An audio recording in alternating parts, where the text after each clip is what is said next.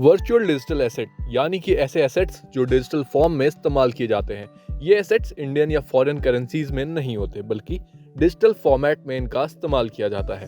वर्तमान समय में वीडीए के सबसे बड़े उदाहरण हैं क्रिप्टो करेंसीज जैसे कि बिटकॉइन और इथेरियम। दरअसल इनकम टैक्स डिपार्टमेंट ने क्रिप्टो और अन्य वर्चुअल डिजिटल एसेट्स यानी कि वीडीए से कमाई करने वाले लोगों के लिए आईटीआर फॉर्म में बदलाव किए हैं। 2022 के बजट में क्रिप्टो करेंसी पर टैक्स लगाए जाने का ऐलान किया गया था।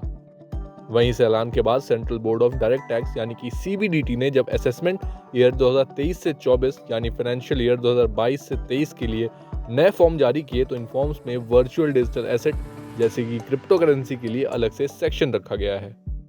दरअसल वीडियो के लिए बनाए गए इस नए शेड्यूल में आपको बताना होगा कि आपने वर्चुअल डिजिटल एसेट कब खरीदा है, कब बेचा है और परचेज कॉस्ट क्या है। इसके साथ ही इसकी बिक्री से आपको कितना मुनाफा हुआ है।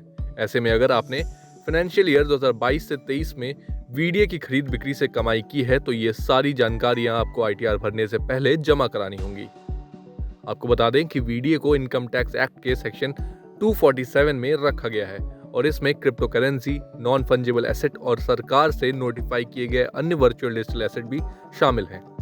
सरकार ने पिछले साल के बजट में वीडियो पर टैक्स लगाए जाने का ऐलान किया था, जिसे देखते हुए फाइनेंशियल ईयर 2022 से 23 के लिए फॉर्म में ये बदलाव किए गए हैं।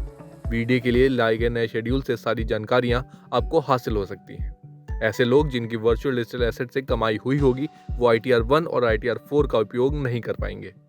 तो आइए जानते हैं कि किन फॉर्म्स में बदलाव नहीं हुए हैं।